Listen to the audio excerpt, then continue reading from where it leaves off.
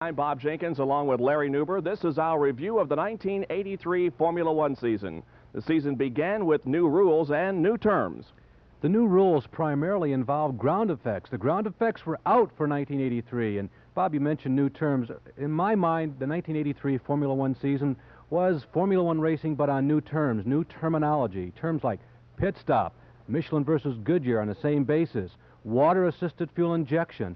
All these new terminology that really weren't part of Grand Prix racing in the past that were very prominent in 1983. K.K. Rosberg is back to defend his World Driving Championship. Well, it defended, but remember, it's been since 1960 when Jack Brabham was able to win 2 in a row, and Rosberg is back, but without a turbocharged race car. It could be very difficult for him to repeat. The 1983 Formula One season begins in Brazil. We'll review that race for you in just a moment.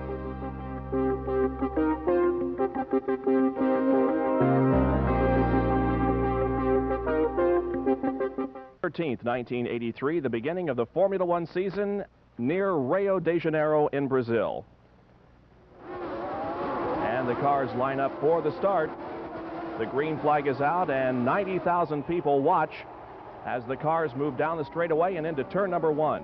Well, Keke Rosberg had the pole, the defending world champion. He took the lead at the start of the race, but it wasn't going to be that easy for the rest of the day. Bear in mind that the temperature is very hot, the humidity very high on this particular day as they come down the straightaway with Rosberg in the lead, Alain Prost running in second position, Nelson Piquet third, and Patrese is now fourth.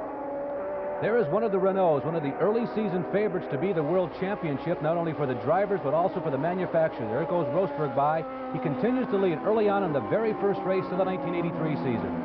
K.K. Rosberg, of course, the Finn who won the World Driving Championship last year. This race in 1982 was won by home countryman Nelson Piquet. He was later disqualified. There you see Piquet moving around one of the Renaults, and Piquet moves into a strong runner-up position to that man right there, Keke Rosberg. And Prost now drops back into third position as Ricardo Patrese moves into third, also passing Prost. It's early on in the first race of the year on the Formula One circuit for 1983. This is the Rio Centro Autodromo course near Rio de Janeiro.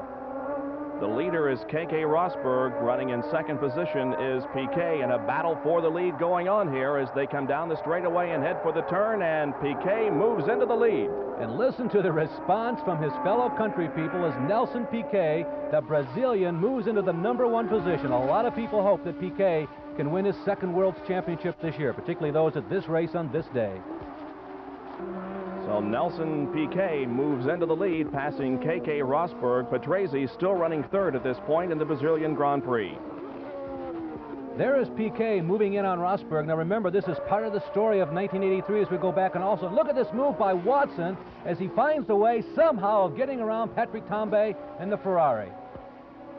And there is the Parmalat of Ricardo Patrese pulling into the pits and out of the race with an engine problem. Meanwhile, on the racetrack, it's Tambay and Niki Lauda battling for fourth and fifth position. Well, Lauda at this point in the season, of course, is hoping that he can soon get a turbocharged engine as he races against the Ferrari of Tambay, who runs very strong on this, the opening race of the year. Alain Prost now running in third place and John Watson in fourth, as Watson attempts to pass as they come out of the turn and now makes a clean pass going into the next turn, and John Watson now moves into third position, passing Alain Prost. Meanwhile, in the pit area, Keke Rosberg is making his mandatory, I shouldn't call it mandatory, a fire breaks out in Rosberg's pit as Rosberg decides to bolt from the race car. It took him a couple of seconds as he gets out of the race car. Now he has one of the crew members, it's the designer Patrick Head, telling him to get back into the race car. Here's a replay on what happened. As you can see, the vapor ignited as they were refueling the Keke Rosberg #1 race car. Luckily, he was able to get out of that car rather quickly and did not sustain any burns. And also, luckily, the crew was right there to extinguish the blaze that did break out. Meanwhile, back on the racetrack, Piquet now finds himself with a pretty handsome lead as the rest of the front runners are making the pit stops that they had planned. Now there's Rosberg pulling out after that flash fire in the pits. The crew had a little bit of laugh about it later. They were telling Rosberg to get back in the race car. He said, "You got to be kidding. I just singed my mustache. You want me to get back in the same car?" But he did. They laughed about it over dinner, and Rosberg was back on his way. But a very important thing to observe there was the push start that he received would later play a part in the outcome of the race. Patrick Tambay and Nicky Lauda battling here as John Watson has retired from competition. That car stalling on the course, and Watson climbing out of the race car. And here comes the leader, Nelson Piquet, in for one of those new buzzwords, one of those new terms of the 1983 season, the pit stop. Whether or not the Parmalat-Brabham team can pull off this pit stop in a very smooth fashion will determine a lot of the fortunes of this race driver and this team for the 1983 season. They do it in fine fashion here at the Brazilian Grand Prix, and Piquet pulls back out onto the racetrack, and he remains in the lead. So Piquet looking strong here in the early going, not only on the racetrack, but also in the pit area as the crew makes a quick change, and Piquet gets back out on to the racetrack in the lead. Prost is running in second, Lauda is third, Tambay fourth, and K.K. Rosberg is fifth after 40 laps. Well, the Brabhams this year are using a brand new BMW engine, and at this point in the race, Piquet is in such command that later we found out he was even able to turn the boost down. He was running at less than maximum performance by the time the race ended. Three cars battling here for position. Alain Prost. That's Keke Rosberg getting around Alain Prost as they went into that hairpin corner, and the Arrow showing up for the first time in the 1983 season, also challenging up in the top five. Now here is Keke Rosberg passing Nicky Lauda as they battle for second position. But the leader continues to be Nelson Piquet. There you see Rosberg being shown as the runner-up driver in this race, and what a tremendous performance for this normally aspirated car against all the high-powered turbocharged race cars. He's given up about 100 horsepower, and there's the checkered flag for Nelson Piquet in front of the hometown fans. The Brazilian Grand Prix, the first race of the 1983 Formula One season, is history. Nelson Piquet, the winner. K.K. Rosberg finishes second. Nicky Lauda was third. Jacques Lafitte was fourth, and Patrick Tambay finishes in fifth position. Once again, the winner of the Brazilian Grand Prix, Nelson Piquet. We'll be back with coverage of the Long Beach Grand Prix, the second race of the season, in a moment. So the point standings after the first Formula One race of the year, Nelson Piquet in the lead with 9 points, then Nicky Lauda, Jacques Lafitte, Patrick Tambay, and Marc Surer. Cars and drivers move across the ocean to the first of 2 Grand Prix in the United States this year, this one at Long Beach. Missing from the points list there was the man who finished second at Brazil, defending world champion Keke Rosberg. He believed after his strength that he showed down there that a non-turbo car could do well. Now watch how much muscle he tries to flex. Bang! He rams into Rini Arnoux as we drop the green flag for the start of the Long Beach Grand Prix. Keke Rosberg will have all kinds of trouble in lap number 1 here. They move into turn number 1. And the leader is Patrick Tambay, followed by Rini Arnoux and then Keke Rosberg. Car is beginning to accelerate now, and Rosberg goes to the inside but spins once again for the second time in 1 lap. Now watch it. Rosberg just goes into the corner too hard. He loses control all by himself. Fortunately, he had enough distance between himself and his teammate, Jacques Lafitte, and Lafitte is able to get by, but only momentarily, as you see that Rosberg comes back, doing a miraculous job of saving that car after doing a complete 180-degree backward spin. So it's Tambay, Lafitte, Rosberg, Alboreto, and Arnoux, and Winkelhock. Manfred Winkelhock from West Germany is out of competition after coming in contact with the wall. Keke Rosberg back into the number 2 position now, following Patrick Tambay, the Ferrari driver who came into the 1983 season with high hopes for that turbocharged race car. The Ferrari, of course, the Italian mark, perhaps the most famous in the history of this type of racing. Patrick Tambay, the leader, with Rosberg running in second position right behind Patrick in the early stages of the U.S. Grand Prix West from Long Beach. Ferrari, Brabham, and then the Benetton Tyrrell.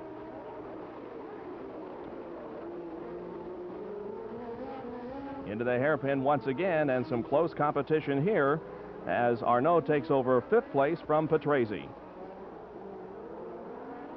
The Frenchman, Rini Arnoux, has now moved into 5th, while his teammate up front, Patrick Tambay, really has his hands full of Keke Rosberg, that driver who has always been spectacular. He's always been thrilling, and he's really, right now, putting the pressure on the Ferrari of Patrick Tambay. They're the teammates running in 2nd and 3rd position, Keke Rosberg and Jacques Lafitte. Lafitte moving to the inside of Rosberg, trying to get around, but is unable to do so. Patrick Tambay continuing to lead here at the U.S. Grand Prix West. Running in 4th position is Michele Alboreto in the number 4 green car. And Jean-Pierre Jarier has moved up now from 5th position. Jarier in the bright blue Ligier is battling with Alboreto, and they come together. Jarier forces Alboreto off the track. They lose a position, but both of them recover. Jarier and Alboreto coming together, as in the pits is René Arnoux in the Ferrari. Tire problems plaguing this French driver, as also Michele Alboreto comes in for a pit stop, and he will retire because of damage sustained to the car in that shunt with Jarier. Rosberg still trying to find the right combination to get her, and they come together as Rosberg continues the battle with Tambay. They make contact in the hairpin, pieces of debris all over the racetrack. Tambay looks like his race is surely over, and there, after that shunt with Tambay, is Keke Rosberg. His race retires about a lap later. So the first and second positions change here as Tambay is out because of the shunt with Rosberg, and then Rosberg spinning as Tambay very disgustedly gets out of his race car. Now into the lead is Jacques Lafitte in number 2. Running in second position is Riccardo Patrese. And here's a battle among teammates, John Watson and Niki Lauda. Well, the McLaren cars go at it. Niki Lauda, of course, a former world champion of Formula One driving, and John Watson, the man who has done so well in the street races. There's Watson trying to get to the inside of his teammate, brakes hard, going into the hairpin, and he gets around. John Watson picks up a position on his teammate, Niki Lauda. So Watson now moves into second position with Lauda back in third place as the lead continues to be held by Jacques Lafitte. Now we can see Watson moving to the inside and looking for the chance to pass Lafitte, unable to do so. In third position at this time is Eddie Cheever. Lafitte and the Tag Williams currently leading and trying to hold off the street fighter John Watson was to be fast throughout the 1983 season, but plagued with bad luck and misfortune, and victory would elude him till right down near the end of the season. There you see Watson making a clean but hairy pass as Watson moves into the lead. So a bold move there as the cars entered a hairpin, and John Watson takes the lead. Jacques Lafitte now in second position, and Niki Lauda is in third. It looks like John Watson well on his way to victory here at Long Beach. Nelson Piquet was one of the early season favorites for world champ. There you see Piquet in the needle-nose Brabham. That car caught a lot of the people by surprise, and Piquet pulls off the course. As you also saw the Derek Warwick car also sitting on the course silent, and both of those drivers dropped out of this event. Number 6 car of Riccardo Patrese here in third position, and Jacques Lafitte is now in fourth. John Watson continuing to hold on to the lead here. There is René Arnoux making a move to the inside. Jacques Lafitte at this point in the race was slowing down after leading the race for quite some time. He gave way to Eddie Cheever there in the other Renault car as he battles with René Arnoux in the Ferrari, and the Frenchman in the Italian Ferrari gets underneath the American Cheever as both of them have gotten around Lafitte, and they now move up into third and fourth position. Alan Jones pulls into the pits out of the race. Here is Eddie Cheever out of his car, and Riccardo Patrese also pulls into the pits, finishing in 10th place but out of the race. John Watson in car number 7. The McLaren takes the checkered flag and wins the Long Beach Grand Prix. Niki Lauda finishes second, René Arnoux is third, Jacques Lafitte fourth, and Marc Surer is fifth.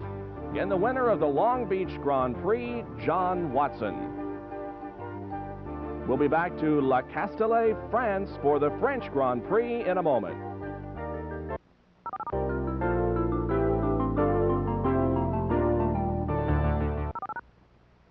Niki Lauda was the leader of the point standings after 2 races. Nelson Piquet and John Watson tied for second with 9 points apiece. Then Jacques Lafitte and René Arnoux in 5th place in the point standings. Third race of the year, La Castellet, France, and the Paul Ricard Stadium. French Grand Prix ready to go as the cars line up and await the green flag. The Renaults have had enormously good luck at this racetrack, and the day started out pretty strong for them. You could see the black and yellow Renaults, they occupied the front row. Alain Prost jumps off into the lead, and Patrese will be running in second position, then Cheevers, Piquet, Arnoux, Tambay, De Angelis, and Warwick, the first 8. Alain Prost holds the early lead. Prost was to be very dominant this day. At this point, of course, nobody knows whether or not he'll be able to run this fast all day long, but he dominated this event from practice through qualifying. The Renaults, of course, have an opportunity to do a lot of testing at this racetrack. This flat course is basically their home course, and it looked like this was to be their day, at least up to this point. There's the number 27 car driven by Patrick Tambay running in 5th position. as K.K. Rosberg begins to move up through traffic. K.K. started in the rear of the pack and moves up into 8th position. And there's the American, Eddie Cheever from Phoenix, Arizona. At least that's what he lists as his hometown. Getting around and moving into 2nd position, getting around the Brabham. And there's the number 11 of Elio De Angelis. That is a Renault-powered Lotus, and this was what was to be one of the finest performances for the John Players Lotus Special. Moving to the outside, K.K. Rosberg doing battle with De Angelis. In the early stages of the French Grand Prix, down the straightaway, it's still Rosberg leading De Angelis, as De Angelis' car begins to smoke as he came off of a turn, probably up a little high on the racetrack. Meanwhile, Derek Warwick is out of the event. The car stalling on the racetrack. Derek out of the car, helping maneuver it to a safer spot. And there goes De Angelis sliding off the course. You saw De Angelis, as Bob called, off into the marbles, off into the dust on the previous lap. And De Angelis, who was feeling pretty racy this day, didn't stay on course really long enough to become a threat. Into the pits, Riccardo Patrese for his stop, and also in one of the Renault cars, this one driven by Eddie Cheever. Pit stops, a big part of Grand Prix racing in 1983. Those teams that are able to execute pit stops flawlessly were the only ones that were able to keep their drivers in contention for victories during the 1983 season. About a 17.5-second pit stop for Eddie Cheever. Meanwhile, out on the racetrack, it is his teammate Alain Prost leading the French Grand Prix at this point. And there's the always exciting Manfred Winkelhock in that black and yellow ATS number 9. You saw Winkelhock a couple of laps ago get sideways, and here comes the leader. Alain Prost pulls into the pits. And the clock begins on his pit stop. His teammate with about a 14.5-second stop. We'll see if he can better that. The clock continues to click off to 13, 14. There does seem to be a problem, and later was discovered that one of the back tires proved to be just a little too testy for the team. It gave them a very long pit stop, and at this point, everybody was wondering, had Prost lost his opportunity to win? And we had a spin out on the course and a pretty violent crash as Mauro Baldi in the Alfa backs into one of the Armco barriers. Baldi in car number 23 making heavy contact with the wall. Meanwhile, into the pits, here comes Nelson Piquet for his stop. Piquet comes to a stop, and the football team size crews go to work. It's not like American racing where there are a limited number of people over the wall, like 5. In Grand Prix racing, there is just a flock of people that are allowed to gather on the car and do service. Piquet stop, not a particularly good one, but not a particularly bad one either. He's out in 16 seconds and still in contention. Alain Prost is the leader of the French Grand Prix at this point, with Nelson Piquet running in 2nd position. Eddie Cheever is in 3rd place. Running 4th is Patrick Tambay. Then Keke Rosberg and Jacques Lafitte. So Alain Prost looking for a win in the French Grand Prix. There's a number 5 driven by Nelson Piquet, the Parmalat Brabham. Prost had returned to the lead as we look quickly at the Ferrari of Patrick Tambay. Prost had returned to the lead within 3 laps after his pit stop, and that superiority that he demonstrated early on in this race continued right up into the checkered flag. Alain Prost raises both hands in the air, wins the French Grand Prix. 2nd was Nelson Piquet, 3rd Eddie Cheever, 4th was Patrick Tambay, and Keke Rosberg finished 5th. We will be back with more coverage of the 1983 Grand Prix season with the San Marino Grand Prix in a moment.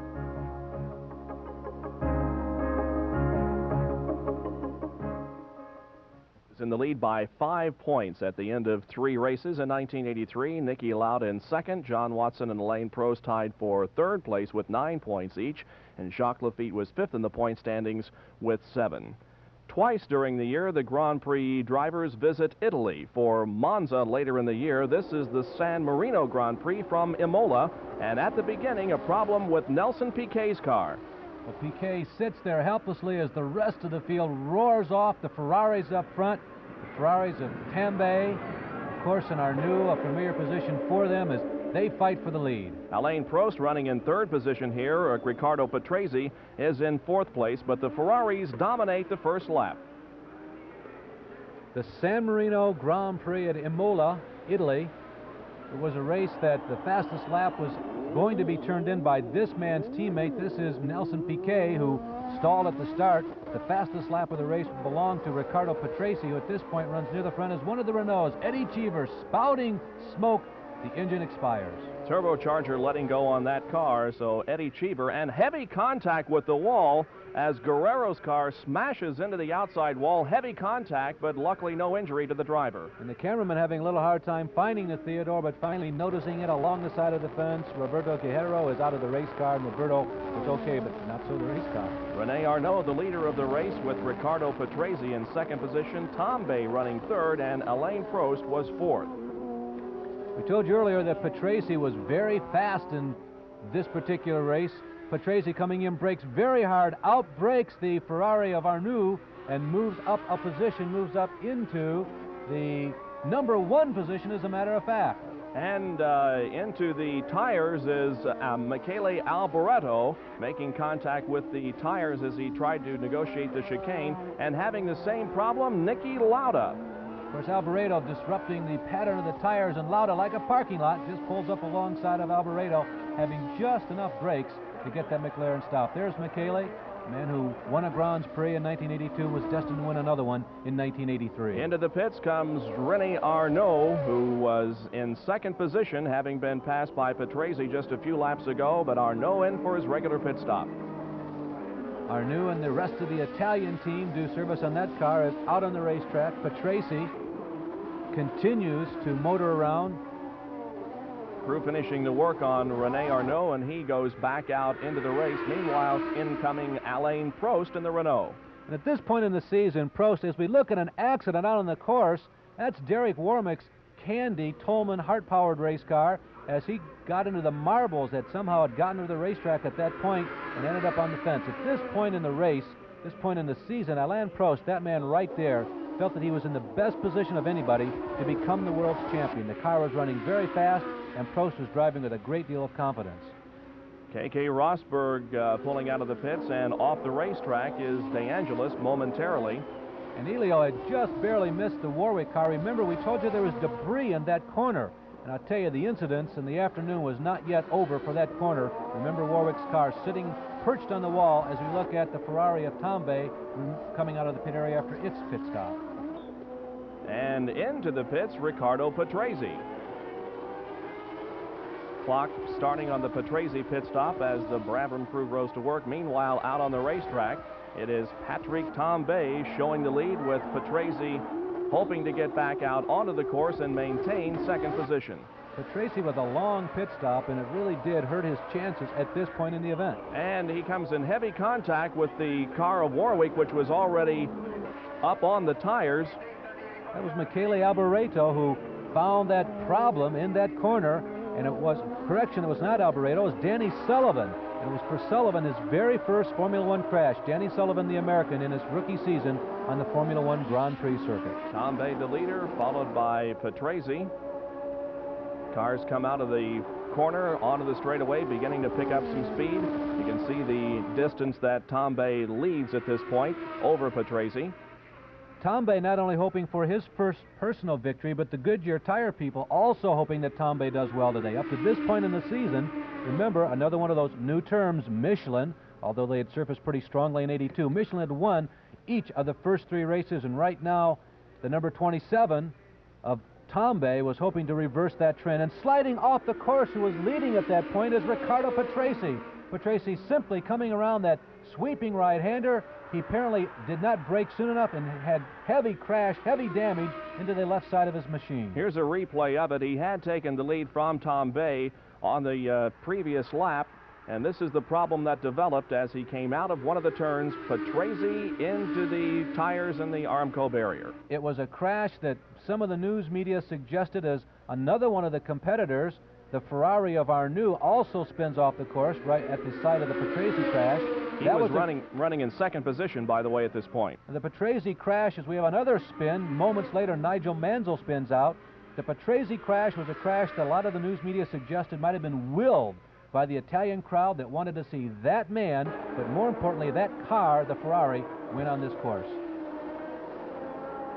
Here's smoke pouring out of the car of Muriel Boldi as he pulls off of the race course, and presenting a problem for the drivers behind him with that smoke screen And they're having to go through it. The crowd looks on, about 90,000 people on hand for this particular event, as Patrick Tambay wins the San Marino Grand Prix. Second place, Alain Prost. René Arnoux finishes in third position. K.K. Rosberg fourth, and fifth was John Watson. Once again, the winner, Patrick Tambay. Coming up, the Monaco Grand Prix from Monte Carlo.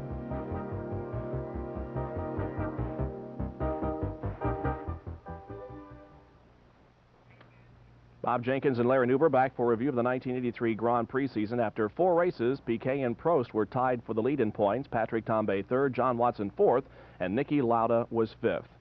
And the next stop, the Monaco Grand Prix from Monte Carlo, and it's always one of the highlights of the 1983 season. K.K. Rosberg still working out with a strategy. It seems to be running against the grain of all the other competitors. All the competitors started this race with rain tires. The track was wet, as you can see, the dark color, except for K.K. Rosberg and the Williams team. They started on dry tires, and it proved to be an excellent decision. Watch Williams and his ability to accelerate out of the pack as the field snakes to the streets of downtown Monte Carlo. Prost is the leader with Rosberg second, then Cheever, Tambay, DeSarius, and Arnoux. And you notice there on the start that Rosberg went to the inside of the racetrack, found a dry spot, and was able to move into second position quickly. A race that qualifying took place also during the rain. By the way, this race traditionally takes place just a few days after the Cannes Film Festival, and certainly one of the most, maybe the most glamorous race in all the world every year. K.K. Rosberg has jumped into the lead of the Monte Carlo Grand Prix, while in the pits is Nelson Piquet. As Piquet pulls away, you might notice that we have made no mention of the McLarens of John Watson and Niki Lauda yet. As trouble on the course, as we pick up that story in the McLarens a little later, the Ferrari of René Arnoux has touched the fence and actually ripped the rim off of the left front of the race car. The story on the McLarens, they didn't qualify. It was raining, and for the first time in 130 races, Niki Lauda is not in the starting field. The number 15 car, driven by Alain Prost in the Renault. As this is the famous tunnel at Monte Carlo. It's where you go from bright sunshine into almost complete darkness, and just as your eyes adjust to the darkness, you're back out into the light again. A race, of course, that always takes place in front of some of the most regaled royalty in all the world. You saw the number 29 arrows there of Mark Suhr. The car debuted at brand new paint job at the race at Monte Carlo. Suhr is running up in the top 6 at this point, as a lot of the front-running cars had to stop and change tires, and Suhr in trouble, spins right in front of Derek Warwick. Warwick T-bones him, and both cars come to a stop sitting on the racetrack. Here's a replay. There is the initial impact by Suhr as he's coming right at you, hits the inside of the retaining Armco barrier, then bounces across the racetrack, and Warwick with absolutely no place to go.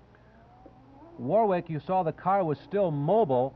He was able to back the car out of the predicament he was in here. As the rest of the field goes through the chicane, you saw the yellow and black Renault of Alain Prost threading his way through the debris on the track. Into the pits comes Jacques Lafitte, as K.K. Rosberg is the leader of the race at this point, with Piquet running in second position and Alain Prost in the Renault in third. Rosberg is leading the Monaco Grand Prix. Of course, at this point of the race, the track is dried out completely, and those who thought that Rosberg's advantage may have been because of tires alone are now beginning to eat their words, because Rosberg continues to hold on. Remember, that's a non-turbocharged car that's down by about 100 horsepower to all the others, and most felt it was not possible to win races, but Rosberg has been making them eat their words, at least in the first third of the season. And there is the third place car, driven by Alain Prost, the Renault, car number 15. And that Renault of Prost was probably the odds-on favorite. The car was very fast in 1982. It was probably the odds-on favorite to become the championship car and driver for 1983. Patrick Tambay was in fourth place at this time, and Sullivan running in fifth, as K.K. Rosberg receives the checkered flag and wins the Monte Carlo Grand Prix. And finishing in second position for that race was Nelson Piquet. Third, Alain Prost. Fourth, Patrick Tambay. And fifth, was Danny Sullivan. Now Goodyear has won 2 in a row, so they're now 2 wins with Michelin with 3. It's beginning to tighten up the tire battle. All right, and the point standings after 5 races now. Nelson Piquet has jumped into the lead, 2-point advantage over Alain Prost. Tambay is 3rd, Rosberg 4th, and John Watson in 5th place in the point standings. Rosberg has consistently been the highest finishing non-turbo car, and interestingly enough, the non-turbocharged race cars have won 2 of the first 5 races on the trail. The next stop, the 6th of the year, May 22nd, the Belgium Grand Prix, and the race gets off to a false start, Larry. Yeah, Andre de Cesaris, who was feeling pretty strong, he had a very good performance in practice and qualifying, jumped the start a little bit, but he actually did a pretty safe thing there. He signaled all the drivers what was going on. He knew he was wrong. We reformed the grid and ready to go, but de Cesaris is able to make the save move again, and this time really takes the lead. And a nice move as they head for the first turn. It's de Cesaris in front with Prost running 2nd, then Tambay, Arnaud, Piquet, and Patrese. And Piquet braking heavily. You saw that smoke going into the first turn. That was Nelson Piquet braking heavily, but he came out of the pack in 5th position. De Cesaris leading here as they come through a chicane in the Belgium Grand Prix. Andrea de Cesaris with his best chance ever at winning a Formula One race. Remember, de Cesaris was the guy who crashed something like 14 of the first 16 Grands Prix that he entered a couple of years ago. And a car has stalled on the racetrack. In fact, contact between Jarier and John Watson. Jarier's car able to move into the pit area, but Watson is stalled on the racetrack as de Cesaris continues to lead the race and in fact is pulling away from 2nd place Alain Prost. Battle for 3rd between Piquet and Arnaud. As a matter of fact, the performance by de Cesaris was pretty stunning at this point. De Cesaris was really making a shambles of the field. It's a race that takes place on a course that's right in the middle of an area known for changing weather conditions, and this was a factor in all the team setups throughout the week. On this particular day, it is dry but heavily overcast, and there are almost 100,000 people looking on. As into the pit area comes de Cesaris, making the 25-second pit stop. Not a particularly good one. He's back out on the race. Meanwhile, the lead is inherited by Alain Prost. De Cesaris, as a matter of fact, had dropped all the way back to 5th position. You saw the limping Ferrari of Rini Arnoux. He had blown an engine, and Arnoux is out of this one. And a spin coming up here by Winkelhock. We saw him in trouble earlier in the program in another race, and a wheel comes off of his car, and he loses control and bangs into the outer wall. Winkelhock goes right through the catch fencing. You can look off on the right. You can see the wheel bouncing high over the fence right in the upper right-hand corner of the screen, out into the crowd, but fortunately no reports of injury or anybody being hurt by that wheel. You can see the heavy damage inflicted to the ATS number 9, but Manfred himself, the West German, he's okay. He's already examining the damage to the race car. De Cesaris has now moved back up into 2nd position as de Cesaris continues to show his dominance here today at the Belgium Grand Prix. But just about that time, de Cesaris' engine lets go because of a camshaft gear. Alain Prost is in the lead now with Piquet running in 2nd position. There's Tambay in 3rd. Cheever here in 4th position, and K.K. Rosberg, car number 1, drifts in 5th. Well, Prost was not as dominant as he had been in previous races, but with the retirement of de Cesaris, it began to look like Prost was dominant enough to perhaps win today. There he is, Alain Prost, looking in a pretty good position right now. And Giacomelli's car also out of competition. Bruno had touched the wall in his Candy Tolman Hart turbo-powered race car. Bruno getting back underway on the course, but certainly his chances for victory, whatever he had, were now dashed. And a change of position here as Eddie Cheever passes Nelson Piquet and takes over 3rd position.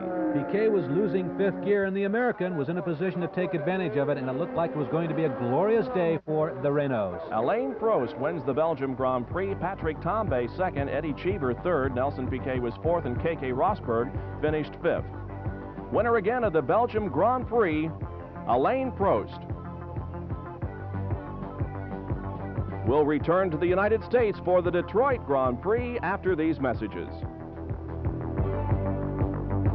Races on the 1983 Grand Prix Trail. Alain Prost was the leader with 28 points. Nelson Piquet was 2nd with 24. Then Patrick Tambay, K.K. Rosberg, and John Watson 5th. The next stop, Motor City in the United States, Detroit, Michigan, for the 7th stop on the 1983 Formula One Trail. And the cars line up ready for the start. And there's the green light. The race is on. And right away, a problem at the start. Tambay's hand goes up. He's got a problem in the Ferrari, and the field leaves Patrick Tambay at the starting grid. So for the second week in a row, there's a problem with a front runner right at the drop of the, well, green light, I guess is the correct way of saying it. Off the turn, heading for the straightaway for the very first time. Nelson Piquet has jumped into the lead with Arnaud in second position and De Angelis in third. A tight street circuit snaking through the downtown section of Detroit, a race that was important to a lot of the people in the racing community, as the motor capital, certainly of the United States and maybe of the world, of course, is the audience for this Grand Prix. Stalled car of Patrick Tambay is taken from the racetrack as the lead continues to be held by Nelson Piquet.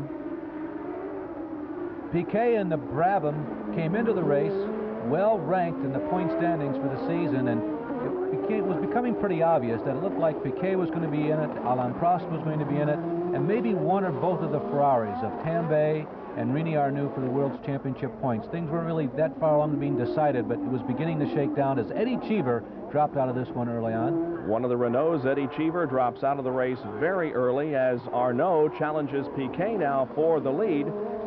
Piquet able to stave off the challenge of Arnaud for the time being, but some good racing up front in the Detroit Grand Prix.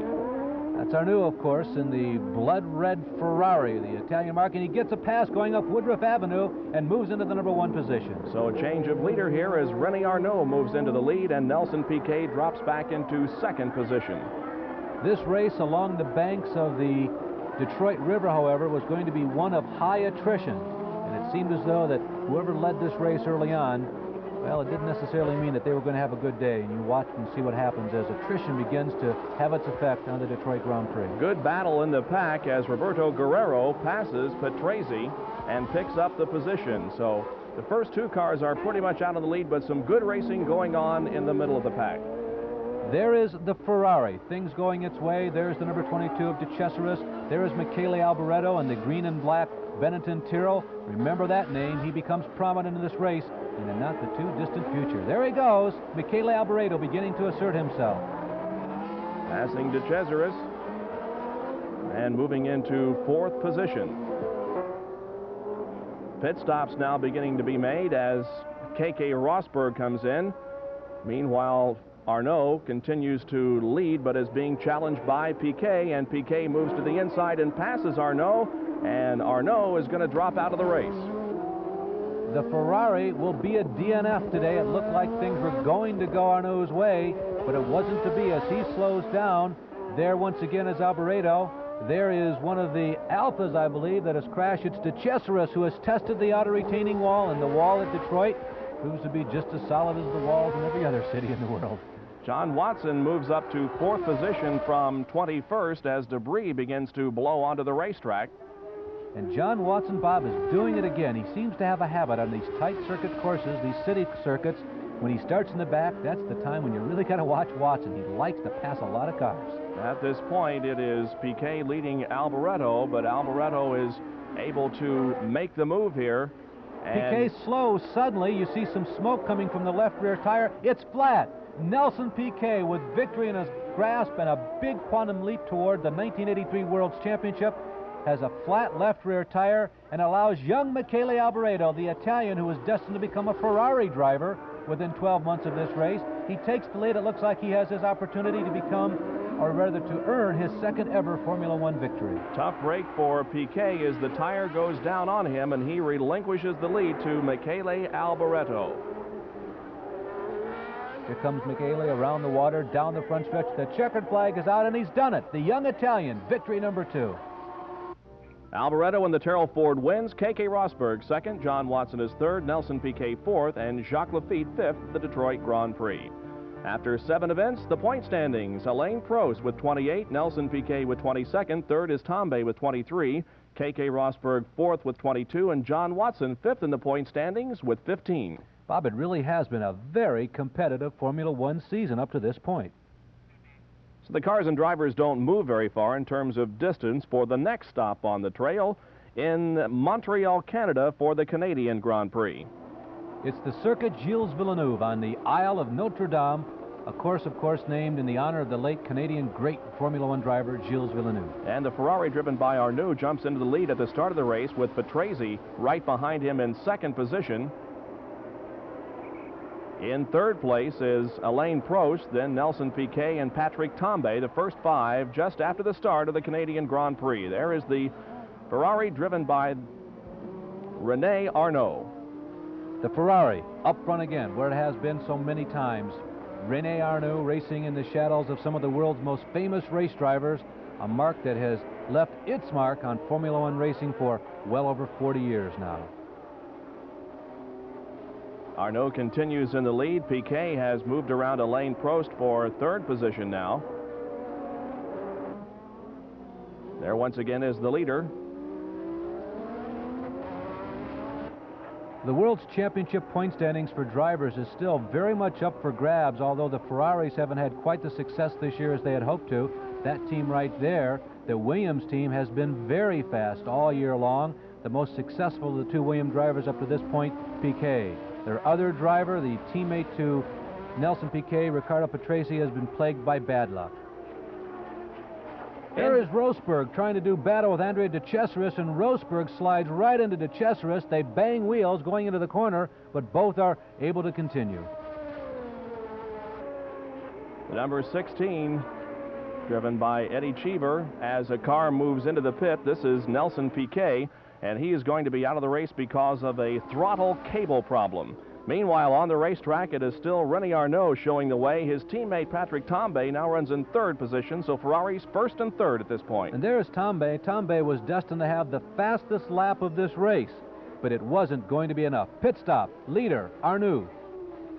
Crew going to work. They're changing tires on the right side of the car. Meanwhile, Ricardo Patrese momentarily into the lead, but he too comes in for his pit stop. The Formula One teams made great strides in these pit stops this year. What started out as 20 to 30-second activities was down to the low teens and even as short as 10 and 11 seconds per pit stop for refueling before the season was over. Patrese gets back onto the racetrack as Patrick Tambay comes in for a fuel stop. Crew going to work on that car. Meanwhile, Arnoux still continuing to lead and still looking for his first win. Patrese running in second position. Eddie Cheever is in the yellow car there in third, and right behind him in fourth is Patrick Tambay. René Arnoux, however, continues to be the dominant force in this race as we watch the cars running third through fifth as they work their way around the course named, of course, in honor of a former driver. And Cheever making a nice move, passes Patrick Tambay and moves into second position, make that Patrese. Cheever is in second and Patrese now is third. And for Eddie Cheever, who had hoped that the Renault, the powerful Renault, who was the car and team that was so strong in 1982, Cheever had hoped that he would get his first victory this year. He ran in second position right now. He was destined to finish second twice in this season, but he would never get that elusive victory number one. John Watson making a move here and passing Patrese. So does Danny Sullivan in the green car. Meanwhile, Derek Warwick is out of competition. Well, Warwick, who has had bad luck so many times in a car that's shown great speed. As a matter of fact, near the end of the 1982 season, that car really came along. A lot of people thought it might be one of the forces this year, but it just wasn't to be. K.K. Rosberg, the defending world champion, is running fourth in the race at this point.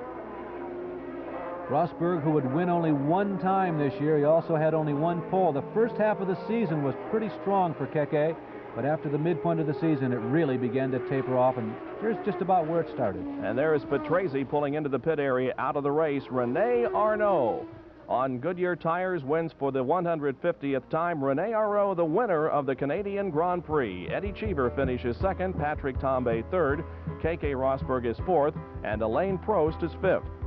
And Arnoux is the seventh different winner in 8 races. Once again, the winner of the Canadian Grand Prix, René Arnoux. We'll be back with the British Grand Prix from Silverstone.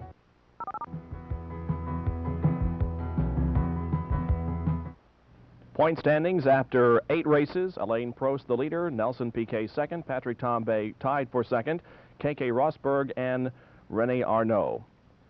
Now the Grand Prix cars compete twice in England. Later this year at Brands Hatch, the ninth stop, the British Grand Prix at Silverstone. And of course, the home countrymen hoped that the Lotuses would do well. They debuted the new Lotus chassis, the 94Ts. One of them qualified up near the front. That was Elio De Angelis. Nigel Mansell had problems all week long trying to qualify. He had to start in the back of the grid. Matter of fact, he started in 18th, but he comes to the front. Watch for Mansell later in this event. Once again, the Ferraris are up front with Arnault and Tambay. Patrese falls into third position as the cars round corner number 1. Eddie Cheever running in fourth place at this time, and then Nelson Piquet. The Ferraris race to turn number 2. The Ferraris spent a lot of time up in the front at the vanguard in the middle of the season, but they just never seemed to be able to accumulate. You saw Keke Rosberg off course momentarily.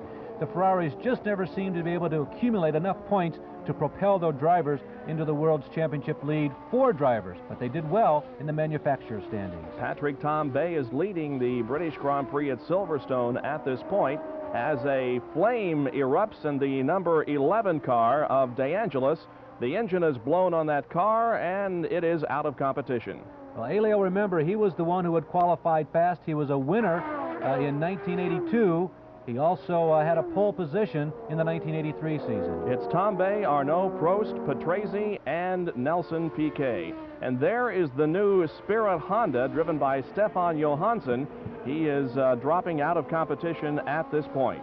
It's an engine that will surface later in the season, and one that many feel will surface prominently in 1984. So these top 5 still running in the same order, but Patrese comes into the pits with a blown engine. Patrese in the Brabham retires, but his teammate, Nelson Piquet, remains out on the course. And a change of position as Prost sneaks to the inside of Arnault and picks up the point. The move comes at Cox Corner, one of the most famous on the Grand Tour of Formula One racing. As there again you see a Ferrari figuring prominently. There is Arnault leading Piquet through the corner. Tambay, the leader here as the cars move through the chicane. Right behind him, Alain Prost. Tambay has begun to slow a little bit right now. Later on, it would be blamed on a tire problem, not necessarily a problem, but the tires just weren't the right combination for the course today on the gigantic island of Great Britain. And now to the inside, and Alain Prost passes Patrick Tambay and picks up the lead at Silverstone in the British Grand Prix. Now also moving up to challenge Tambay is Nelson Piquet, the former world champion who ranks very strongly right now in the 1983 chase, is also in a position perhaps to get around Tambay shortly. There's Rosberg. Keke Rosberg has moved up to a challenging position.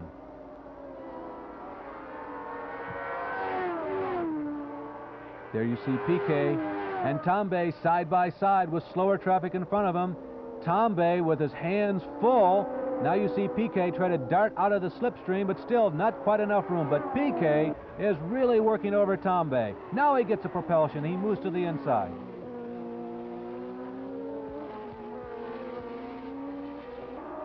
Meanwhile, into the pits comes Alain Prost for his stop, as Nelson Piquet is the leader of the race at this point, and there he is. In the pits, Alain Prost, as the clock ticks off the valuable seconds. 13, 14 seconds has elapsed. About a 14.5-second pit stop for Prost, and Patrick Tambay also into the pit area, but now he's ready and back out on the course after also about a 14.5-second pit stop. Tambay, of course, a 2-time Can-Am champion, as he is back out on the course, is the man who led briefly before his pit stop. Nelson Piquet jerks his Brabham race car, his Brabham BMW powered machine, and it's a great stop. It looks like the clock is ticking off 11, 12 seconds. A very strong pit stop for the Brabham team. On the lead is Alain Prost in the Renault, car number 15. And into the pits is Nigel Mansell. This is a brand new car. Mansell started in 18th, remember. He was to rise as high as 4th position, and after this fairly efficient pit stop, Mansell gets back out on the course in the brand new Lotus 94T, and he does come home in 4th position this day, his best finish of the 83 season. Prost and Piquet running first and second. There's Mansell back out on the course again. running that black and there's a gold. piece of debris on the racetrack, and Mansell had to make a nice move to the inside to avoid hitting that. He certainly did, running in front of the country that fosters this race car, and of course that crowd really wanted to see that black and gold Lotus do well today, and I suggested he did not disappoint them. Mansell for Lotus, Arnoux for Ferrari. Battling, the Ferrari of course in red, the Mansell the black car, and the Lotus the black car, that is to say. And finally, Nigel Mansell finds a way to get around. This was the battle for fourth position. Meanwhile, here is the leader and eventual winner of the race, Alain Prost. Final results show Alain Prost as the winner. Nelson Piquet finished second, Patrick Tambay third, Nigel Mansell was fourth, and Rene Arnoux finished in fifth place. So after 9 events, the point standings have Prost in the lead with Piquet, Tambay, Rosberg, and Arnoux the next 4. So the point standings really have kind of narrowed down as we head for the German Grand Prix in a pretty famous racetrack, Hockenheim. It looks like Nelson Piquet, Alain Prost, and the Ferraris. Well, look who's back up front, as you indicated, the Ferraris with Tambay and Arnoux on the front row. The starting flag is given and the field moves away. Patrick Tambay takes the early lead. That's Arnoux in second, and Andrea de Cesaris bursts from the starting grid and takes over the early show position, third. Racing going on in third, fourth, and fifth position as the first two, the Ferraris, move out into the lead with Tambay and Arnoux. Here they are off of the turn. Field stringing by. Piquet at this point has taken over third position. There is the Renault of Cheever battling with de Cesaris for fourth position. They're still side by side. They touch momentarily going into the corner, and Eddie Cheever flexes some of that Yankee muscle and moves into the number 4 slot. Well, some good racing going on as the Ferraris continue to lead up front here in the German Grand Prix at Hockenheim. Meanwhile, into the pit area comes Patrick Tambay in number 27.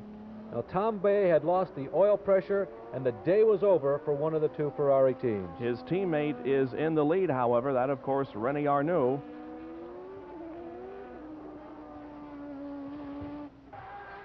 Patrick Tambay's day is over as he climbs out of that disabled race car. Number 11 car of Elio De Angelis also having a problem. Some fire coming from the rear end of that car. And in the pits here is Alain Prost in car number 15. He blasts back out on the racetrack. Alain was in and out in 15 seconds, which kept him in contention for the victory here at the German Grand Prix. So Nelson Piquet has moved into the lead at this point as Arnoux comes in for the pit stop. There is Nelson Piquet, the leader of the race. The clock still ticking on the Arnoux pit stop. 12 seconds have elapsed, now 13, just a little over 13-second pit stop for Arnoux as Jacques Lafitte is also in for his stop. Jacques Lafitte in one of the two Tag Williams cars. Remember, Lafitte is the one who had all the bad luck. Here comes Lauda into the pits, and he overshoots his pit. Lauda will have to be pulled back by his crew. No, he puts it in reverse gear, which violates the rules, and that did result eventually in Lauda being disqualified. Niki Lauda with an uncharacteristic mistake. Here's the leader, Nelson Piquet, in for a stop. Crew working on the right side of that car, changing rubber, the fuel being put in. Fuelmen have completed their job. Now the tires are on, and Piquet moves back out onto the race course. Meanwhile, Rene Arnoux now is the leader. Piquet made his pit stop at lap number 31 of a 52-lap race, and a very efficient one it was. There he is already breathing down the tailpipes of John Watson in one of the McLarens. Here's Patrese and Prost battling for fourth position as Patrese picks it up. Now at this point in the race, Rene Arnoux and the Ferrari is out in front, but the question is, can Piquet, that man right there, backfiring fire like a dragon as he runs around the course, can he catch this man, Rene Arnoux? Piquet chasing Arnoux, Piquet driving for all he's worth. And you can see some fire coming from the rear engine of that car, and Piquet's racer is on fire. Apparently is looking for possibly a fire station that he can pull to and have the safety officials come and extinguish it, but the car of Piquet definitely on fire. an agonizingly long period of time has elapsed now since the fire began. You can see the marshals are still not there. Nelson checking his back of his legs to make certain he is not on fire, and his steed burns briskly in the background, and still no fire marshals there to protect that race car. And finally, the steam and the foam goes on the machine to extinguish the blaze. René Arnoux is the leader of this German Grand Prix at Hockenheim, looking for his second win of the year here with about 3 laps to go. Arnoux came up to the Formula One circuit back in 1971, but has found his best success here in the early part of the 1980s. Arnoux winds up the winner. De Cesaris finishes in second place. Ricardo Patrese third. Alain Prost fourth. And Niki Lauda finishes fifth. Winner of the German Grand Prix, René Arnoux. Coming up, a review of the final race of the year in South Africa.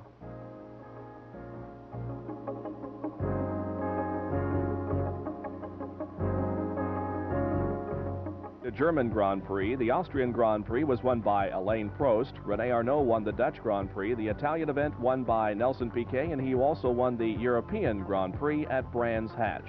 So as we head into the final race of the year, the point standings, Alain Prost in the lead with 57, Piquet with 55, and Arnoux with 49, then Patrick Tambay and Keke Rosberg. 3 drivers mathematically capable of winning the World Driving Championship. We move to South Africa and the Kyalami Racecourse. And even though Prost has the points lead going in, sweaty palms time for Alain, it was obvious that Nelson Piquet had the hot hand. He had won the last 2 races in a row. We go green light at South Africa, and the man everybody is watching is Nelson Piquet. As they head for turn number 1, Piquet jumps into the lead with Patrese running in second position. The battle for third position, really Tambay and De Cesaris running side by side. Here is Nelson Piquet in the lead with Patrese running second, Tambay third, then De Cesaris, followed by Alain Prost and Keke Rosberg. A mile-high city, the rarefied air made a lot of adjustments necessary in the turbochargers and all the other types of gasoline, fuel, and air mixtures. Also was a very hot day, so a difficult task for all the drivers to do well here. But Nelson Piquet, as we look back at one of the Tag Williams cars, Nelson Piquet, there he is, the leader, looks very strong at this point. This is a 2.5-mile road course, 2.55 miles to be exact. The leader, Nelson Piquet, and De Cesaris moving to the inside here and moving into third position. And watch for the black and yellow Renault of Alain Prost. Alain knows that he has to get up front and catch Nelson Piquet. He has to keep Piquet within sight, preferably finish at least 1 position from it. As we have a spin, it's the number 2 car, one of the Tag Williams team's cars. This is Jacques Lafitte. Lafitte makes contact with the wall. The safety crew's right there to assist him as Prost is closing on De Cesaris. Remember that De Cesaris in this Alpha has been fast. He's been quick, but bad luck has kept him out of victory lane. The 2 cars racing side by side. Niki Lauda running with a Tag Porsche engine for the first time in the 1983 season, racing with Patrick Tambay. Lauda just one of a number of teams that have found that it's necessary to go to the turbocharging in order to be competitive. There is the number 28 car driven by René Arnoux, who has blown an engine and pulling to the pit area. As you can see, steam and smoke coming from that car. Eliminate 1 contender for the World Championship title. Remember, Arnoux had a mathematical chance. Now it's down between that man, Prost. He holds the trump card. He's got the lead. And the Renault is the other car involved in the World Championship race. And that, of course, is Alain Prost. Here's Niki Lauda passing Prost for third position. Nice move going into the turn out there as Lauda simply outbraked Prost. Meanwhile, Lauda now closing on Patrese. Lauda is mixed right in with the leaders. Patrese, who he trails right now, of course, the leader of the race, Patrese's teammate, Nelson Piquet. Everybody began to wonder, was Lauda going to play a wild card role in the point standings, as he was right between Prost and that man, Piquet, on the race course. Here's Nelson Piquet into the pit area for a stop. The crew working feverishly to get him back out in the shortest amount of time. Looks like it's going to be a good stop. And Piquet is away in 9.20 seconds, and that goes down in the history books as the fastest pit stop of the 1983 season. It was later also discovered that Piquet had started the race on a half a tank of fuel. That's why he was so fast. The strategy paid off. He came out after this pit stop. He's still in the lead. He did not even relinquish first place. Running behind him, though, is Patrese and then Niki Lauda in third, but Nelson Piquet able to maintain the lead despite the pit stop. Alain Prost there running in fourth position. And Niki Lauda, who had been moving up fast, comes in for a stop. Lauda, of course, with a brand new engine inside that McLaren chassis. The crew was working the bugs out. And there is the other contender for the World Championship title for drivers, Alain Prost. Prost comes to a stop, to a halt, what appears to be just a routine pit stop. Suddenly the activity slows down and Prost is exiting the car. Alain Prost looks like his day and maybe his hopes for the World Championship are gone. Now keep in mind that he came into this race with the points lead, so should Piquet drop out, Prost can still be champion. Piquet, Patrese, De Cesaris, Tambay, and Lauda, that's the way they're running here. As into the pit area comes Patrese now. Patrese sits patiently. He's got a chance for victory. He's not in it for the points championship race, but Patrese has run in second position to his teammate Nelson Piquet all day long. So Patrese gets out in good fashion, and Patrese right now, he's thinking victory. Here's a battle for sixth position. Cheever and K.K. Rosberg. Rosberg to the inside and picks up the position. They're really running wheel to wheel, but K.K. Rosberg will pick up the position, moving into sixth place, passing Eddie Cheever. And like Niki Lauda, this is the first time a turbo car for K.K. Rosberg. This happens to be the V6 Turbo Honda, which a lot of people are looking at for 1984. Patrick Tambay in one of the Ferraris is slowing down, and it looks like his day may be over. Here's a fire, meanwhile, breaking out in the car of Bruno Giacomelli. This was to be Giacomelli's last ride for the Tolman Hart-powered turbo race car. The car has been fast in each of 1982 and 1983, but for Giacomelli, this would be the end of his day.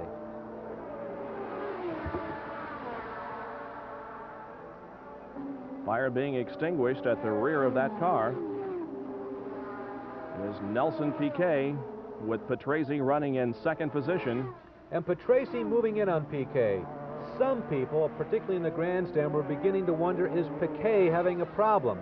But most pitsiders understood that Piquet had merely begun to pace himself. In the final analysis, Nelson Piquet drove one of the most intelligent races of the entire 1983 Grand Prix season.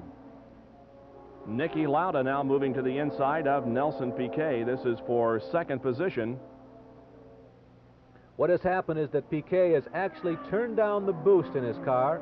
He is allowing some of the other competitors who have been running in the top five to streak away from him. He's simply trying to finish. He has relinquished the lead to his teammate, Riccardo Patrese. He has now relinquished second to Niki Lauda, but it was to be short-lived as there is Lauda pulling off the course. Niki Lauda's engine expires and he is out of competition. Patrese the leader, Nelson Piquet second, De Cesaris is third, then Warwick, Cheever, and Rosberg as we near the end of the South African Grand Prix. Remember that Alain Prost is out of the race. At this point, all Piquet has to do is finish fourth or higher. Right now, he's got a second or maybe a third position locked up. He's close on the track with Andrea De Cesaris. And there is Prost watching the event on television and waiting patiently to see what's going to happen in this event. Of course, Alain later said that he was just as glad that Nelson was able to finish. He didn't feel as though that it would necessarily have been fair for him to become the world's champion, simply standing on the sidelines and watching. He wanted to win it on the course. The checkered flag has fallen, and the winner of the South African Grand Prix, Riccardo Patrese, but the final results show that De Cesaris finished second, Piquet was third, Derek Warwick fourth, and K.K. Rosberg finished fifth. Now the final point standings show that Nelson Piquet winds up as the world champion with 59 points. Alain Prost just 2 points behind in second. We'll be back with some final comments on this 1983 Grand Prix season in a moment. final point standings: Nelson Piquet, the world champion, with 59 points. Alain Prost second with 57. Rene Arnoux third with 49. Patrick Tambay was fourth with 40. And K.K. Rosberg fifth with 27. So a repeat world champion in 1983. Bob, we harken back to the top of the show. We talked about the new terms in 1983 Formula One racing. Another new term: two-time world's driving champion. In each of the last 5 years, the man who won for the first time and didn't repeat. But now, for the first time in a long time, we got a repeater in Nelson Piquet. Quickly, a look ahead to 1984. Now, it's pretty simple. Turbo. If you want to go fast, you want to be competitive, you have to have a turbocharged engine. We saw the debut of the Porsche and Honda turbocharged engines in 1983. Now BMW has announced it will be selling products to the Arrows racing team, and Renault will once again be providing turbo power to another team, this time selling off to Ligier. Looks like you're going to have a turbo to go fast. And a couple of people to thank. Yeah, Brian Kreisky and John Bisignano followed the trail all year long around the world